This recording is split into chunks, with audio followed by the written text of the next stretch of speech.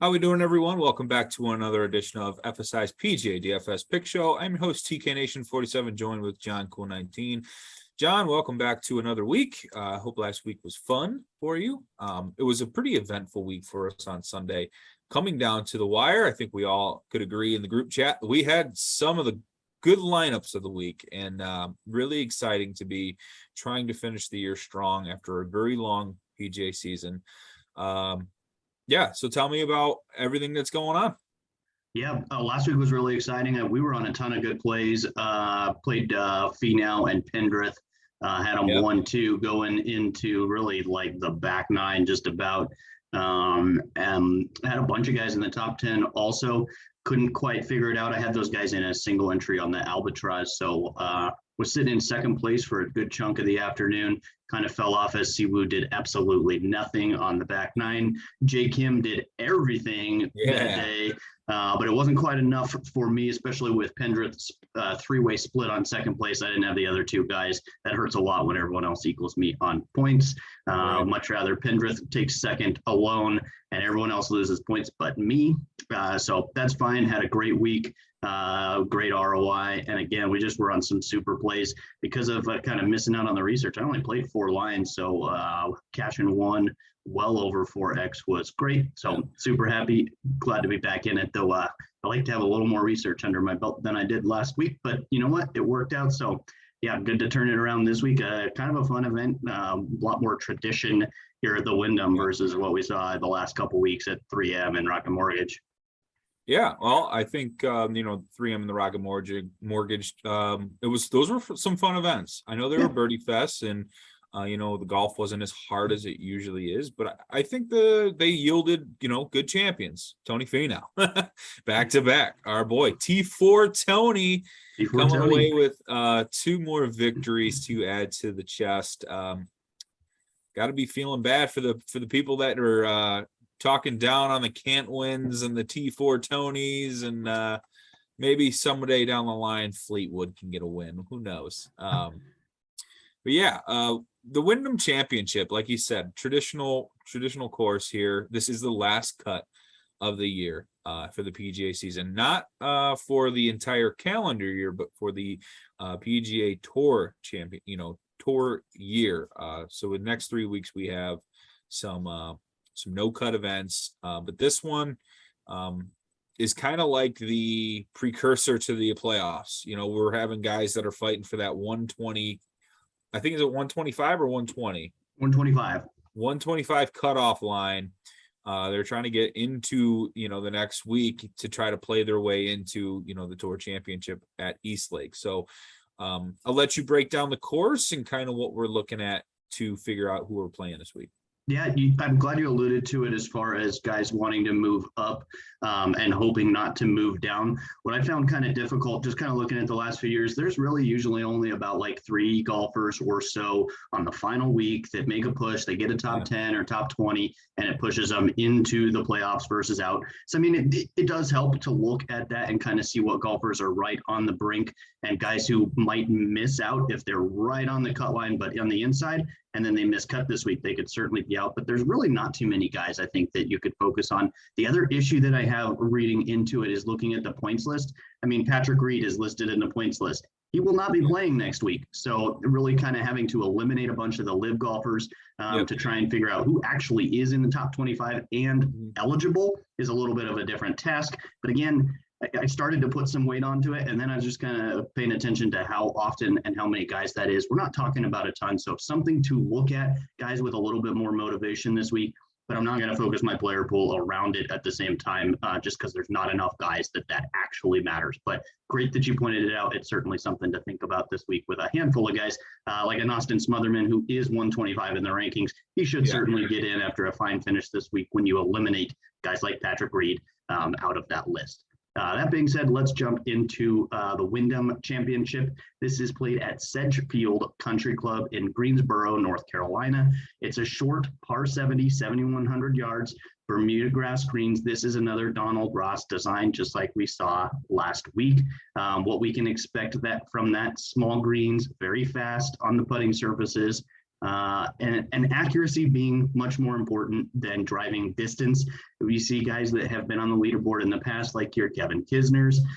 These are not golfers who tend to shine when it comes to distance, but they are accurate. And this course, if you miss the fairways, it's one of the most difficult courses to then make birdie, and really one of the more common courses that you're going to make bogey if you hit it, if you miss the fairways. So that is a critical stat this week. It is easy scoring. It's going to be more of a birdie fest, not quite as much. I'm not expecting to see like a 26 under like we saw last week, although the conditions do look pristine. Might even get some water to kind of cool off the course and soften things up for the afternoon waves every single day. So that's something to look at, but probably no like serious wave advantages with the wind. Anything like that is kind of to be expected. If you look at the course history here, when you compared to other courses, it's really important. Guys who tend to play well here play well every single year. That's because guys are finding fairways and finding greens and making a bunch of birdies. And if you can't do that, you're not going to play well here year in and year out. That does not change. So your guys like Webb Simpson, again, Kevin Kisner, tend to have very good success year after year at this course. So I am upping my course history as far as the weight in my model. There are, only 2 par 5s this week. So really kind of a tick down in importance, but you have to make those birdies on those par 5s. They're quite easy. You need to probably finish 4 or 5 under par over the entire week on the par 5s minimum to have any chance this week. Otherwise, you're just losing strokes to the field on those 2 holes alone. I'm looking at ball striking this week along with those fairways gained that I mentioned. Recent form, a little less important this week. You'll see in the past, guys didn't come in the best form, but they performed well here, mostly because they just fit this course really well. So I'm putting more weight on just kind of course fit versus recent form. Greens and regulation, very important. Got to make a bunch of birdies here. And then looking at the course, I said there's only the 2 par 5s. There are 8 par 4s that fall in that 400 to 450 yard range. I'm putting that into my model pretty heavily. Around the green play actually has to be, it ends up being pretty important here. They're small greens, guys will miss. You need to be able to get up and down for par to just stay in contention here. If you stink with your chipper, you're going to have issues here this week. So I'm certainly putting that in my model. Also, birdies are better. And then proximity, we're looking at really more like 125 to 150 and 150 to 175 yards. That's where the majority of the approach shots are going to come in at. Very few are going to come in under 100 yards because this is a less than driver course a lot of the time. And really it's not long. So we're not going to see those 200 plus yard approaches very often. And then I am weighting Bermuda putting quite a bit, 3-putt avoidance, just kind of a few putting stats to try and round that out, whether it be recent putting as well as long-term putting, all of that involved in my model. And then just comp courses. I think that's pretty important this week. Again, course fit being much more important than recent form. So that is about everything I am including in my stat model as we head into the week. Yeah, I was really into the scrambling stat, but I think I'm going to change that to around the green. Taking what you said about that, I'm going to make that adjustment, and that'll probably change some of the model rankings. Yes, it does. Actually improves. You got to tinker all week, right? Right. Yeah, it actually improves one of my guys that we're about to talk about here, and we'll just have that transition right into the picks. My favorite pick of the week is going to be Corey Connors. Was 4th in the model, but now he's 3rd after that quick change from scrambling to around the greens. But yeah, I did focus on, that proximity 150 to 175. Some fairways, tee to green, opportunities gained because of the small greens, as you alluded to. Realistically, it's all about finding fairways and making putts. And believe it or not, Corey Connors really, really good on the putting surface this year. Not as, atrocious as he was, in years past. He's 15th from 5 to 10 feet, the money range. So if the ball striking is really on, and as we've seen that this year, with 28th at the US Open or at the Open Championship, a 6th in Canada, 13th in Memorial. Those are all recent finishes. And I don't know, it's going black on me here. And a 12th at 12th at the RBC. I think it's because of my hat and the lighting. 12th at the RBC. That's a correlation course that I like to allude to when it comes to the Wyndham, the Players Championship crossover to, TPC Agreed. Sawgrass. So, he does pretty well there. 7th on the approach, 18th in fairways, 4th tee to green. I think Corey Connors is a really, really good play this week. Don't mind the 25-1. We've seen a lot of favorites win this year. Corey Connors looking for one of those major marquee wins. I think the Wyndham would be a really solid one for Corey this week. Your thoughts? Yeah, I like it a lot. The ball striking is always excellent with Corey Connors, puts himself in contention if the putter stays with him. But you made a great point. His putter has been way better this year than in years past. I think he's just been focusing on that as part of his game. Hasn't necessarily turned in the win because of it here recently, but certainly putting himself in a good position here and working on his weakness, which is good to see. But I'm going Sungjae Im up top as my favorite. He is at 14-1. A little bit expensive at the 10-5 on DraftKings. I'm hoping that there isn't a ton of ownership there. I think what's nice this week on ownership for the top range, there's a bunch of golfers over 10K this week, which last week, I think we only had like 3, something like that. I think we have 5 or more this week. So just kind of a bit more meat for people to bite on in that high range that should even out a bit of the ownership. A lot to like here with Sungjae Im. The form's good. He's made 8 out of his last 10 cuts. He was runner-up at the 3M just a couple weeks ago. And then he has 2 other top 10 finishes in his last 10 events. That does include the Masters, where he was 8th place. The course history is excellent here. The last 3 years, 6th place, 9th place, and 24th in last year's event. And really, if you're just kind of looking at his overall stats, he's gaining strokes in all the categories. So I like to see that. It's very rare. There's maybe probably 5 golfers or less in this event alone that are gaining in all of those categories over the last 5 or 10 events. He is one of them. Bermuda grass is the best putting surface for him, gains the most strokes there. His last 36 rounds, he is 15th greens in regulation, 12th in short game, and 5th around the greens. It's a lot to like there, but really kind of honing in on recent. His last 12 rounds, he is absolutely excellent on both ball striking and approach. And then I always like to toss in my model on these easier courses, strokes gained in easy scoring conditions. Sungjae Im is number 1 in that category for me over the last 2 years. So I think there's a lot to like. He makes a ton of birdies on these easy courses and should be able to handle a top 10 finish, I think, this week, no problem. Yeah, like Sungjae. Guy's really good at hitting fairways. He's got that great course history. It's something I look at. And yeah, he hit on it well with the short game. Moving on to the value plays of the slate. For me, I'm going to go with JT Poston. Guy's been on fire. I'm just going to keep riding the hot hand here with JT Poston. Even though he is 8-2, that is a big price hike. Usually he is around the low 7K mark. But since his win at the John Deere Classic, or even more or less, actually more so the second at the Travelers, Poston has just been really good. Won the John Deere, 11th at the 3M. He even has a 3rd at the RBC Heritage, which I like that crossover as well. We've also played him at other coastal courses. I know, he performs well in the wind. He does really well. JT Poston, 20th in the model, 1st in that par 4 range from 400 to 450, 17 tee to green. Really good on the par 5s. The guy can really break out with the putter at times, and he's just in the middle of some good recent form. The course history. Oh, slide went backwards. Yep. Course history. I didn't have anything, but I just think he's a really good course fit. And then Patrick Rogers at 7-2. Really, really good. Maybe out. No, I wouldn't say outright, but top 10, top 20 market for him. Really good on the par 5s. I think he can score birdies and eagles and bunches. I really like him for DraftKings for the sole fact that he's really good at DraftKings score. He's going to bogey.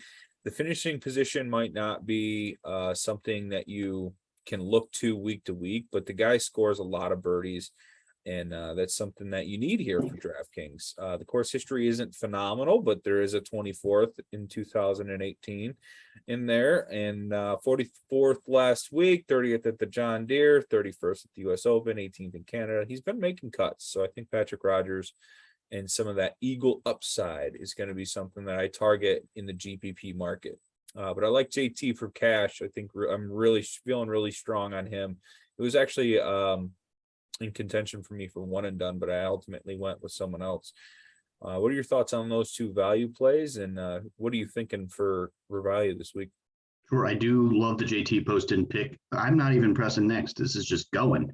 Yeah. JT Poston, I love that pick. I have him high in my model as well. I will certainly have shares there. And Patrick Rogers was actually the anchor in my lineup last week that was charging up the leaderboard. He was the guy I was most fearful would give me issues pre-cut. He made the cut, had a decent weekend there. He was much better than Adam Scott was over the weekend, so that was very nice. But yeah, I do like Patrick Rogers. I play him actually probably more often than I should. This is another week I'll probably end up doing that, but for good reason. I like the pick a lot. For me, on value plays, I went a couple different guys here. Mark Hubbard, he's a guy we actually play quite a bit around here, especially at these events that don't have quite the strength of field as some of the bigger events on tour. 7,900. He's 70 to 1 odds to win this event. He's only missed 1 out of his last 7 cuts, so I like that a lot. And that was actually last week at the Rocket Mortgage, but his putter let him down, and that's really not his style. He tends to have a pretty darn good putter.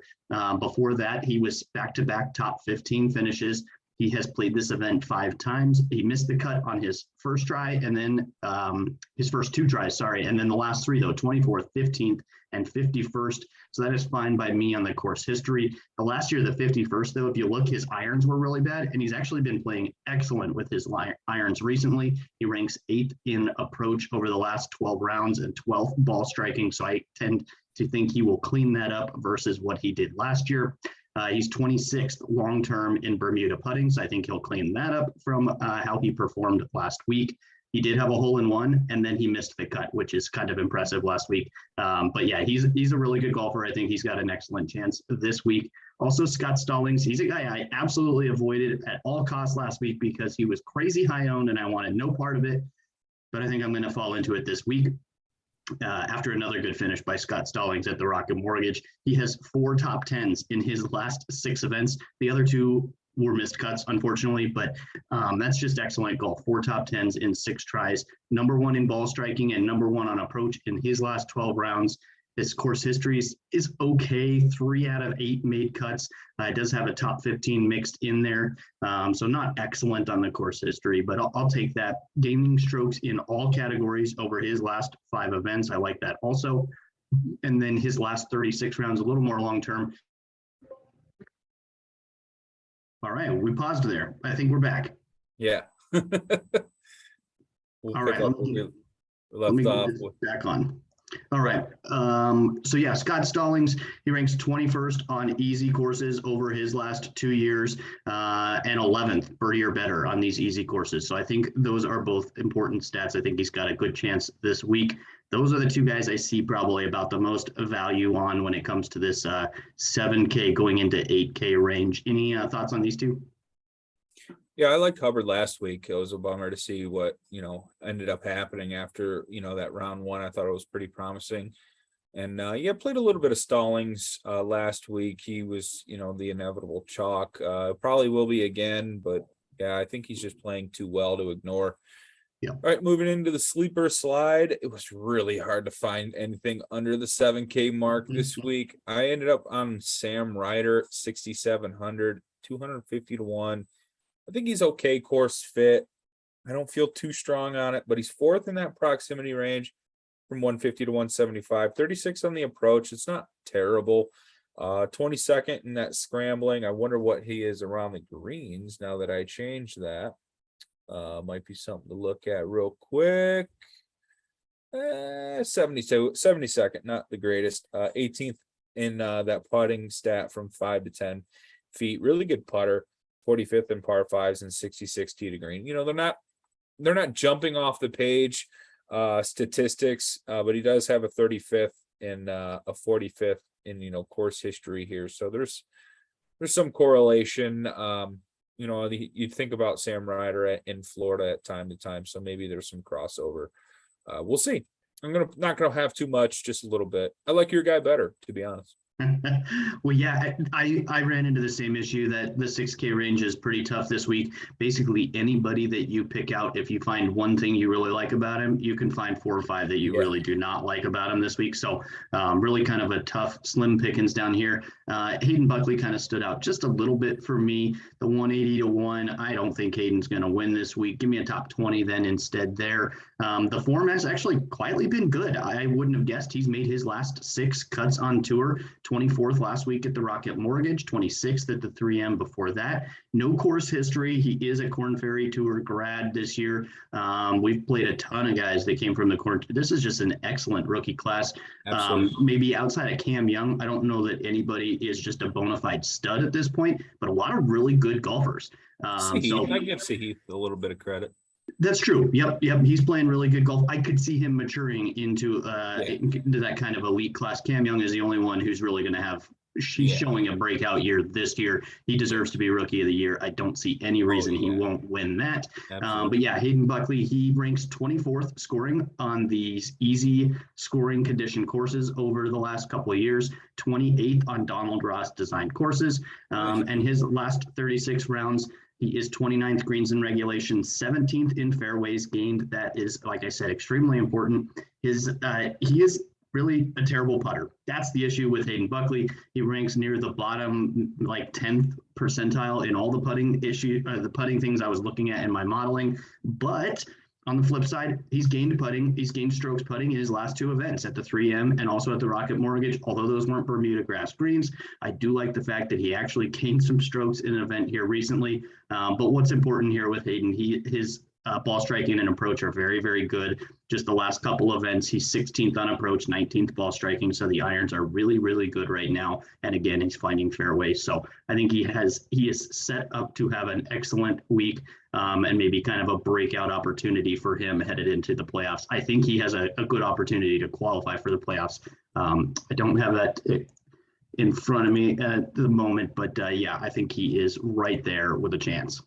Yeah, I like him this week. I gravitated towards him for my sleeper, but yeah, definitely. Ultimately, I think we could have easily just made this slide just Hayden Buckley under 7K and moving on because I think that would have been fair. Yep. Yeah, he is really showing at 91 in FedEx points, so I think he's secured his spot for week 1 of the playoffs. Needs to do some work if he wants to head into the BMW. Yeah, I thought about Charlie Hoffman, but he has 3 straight missed cuts here. Maybe my guy Justin Lower down here. People might play Straka, but he's been really bad. If you believe in the Scott Piercy thing, go for it, but I don't. Yeah, there's just not much down here.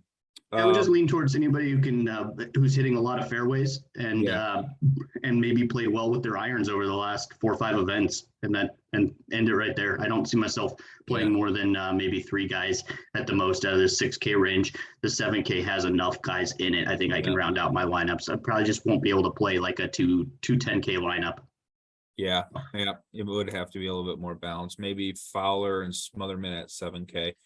Yeah, Fowler, I think, is right on that cusp on the playoffs this year. That he's one of those guys that need a little bump to get in. Yeah, he needs to at least make the cut. All right, let's get into the one and done 680th.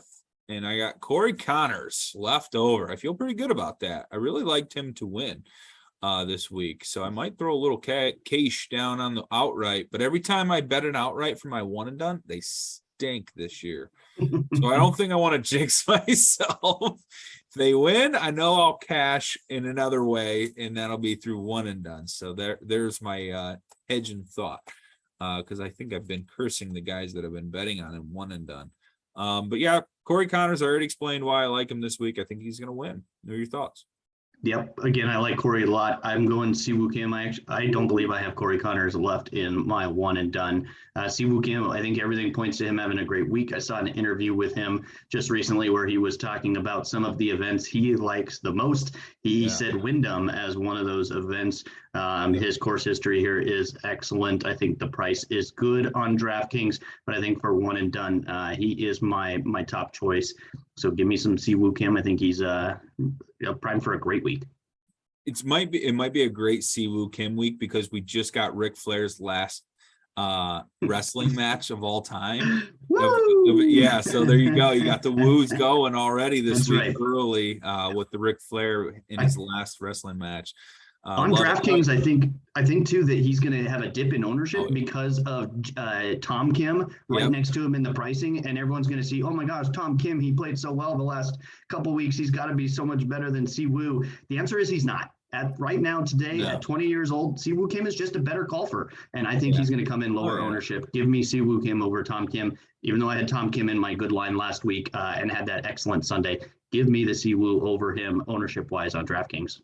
I might be just playing both in one line. That's okay too. Yeah, if you're picking one or the other, though, one of them is a proven golfer over the last few years. The Sure. other one is a new sensation. Yeah, That should tell you who you pick. yeah, I like them both, and I think Siwoo definitely is the better golfer if you're trying to pick which one. Yeah, Tom Kim's been playing like 4 or 5 weeks straight too, so Yep. you gotta wonder when the 19-year-old arms are gonna go feeling a little, tiresome. So that'll wrap things up, guys. Thank you for listening in on the Wyndham Championship breakdown for our top picks and the course preview. John, thank you as always for helping us out. And yeah, good luck this week. And you can like this video, comment below with any questions you may have on any lineup advice. You can always find us in our Discord channel on our website, fsidfs.com, or through our Twitter handle at FSI_DFS. You can also find us on Apple Podcasts and Spotify now. We will try to get those uploaded to you tonight as well. So without further ado, in close, any final thoughts? Nope, but good luck this week. Last week before the playoffs. Let's have a good one. That's right. Let's finish strong. All right, everybody, enjoy the Wyndham Championship. All right, good luck.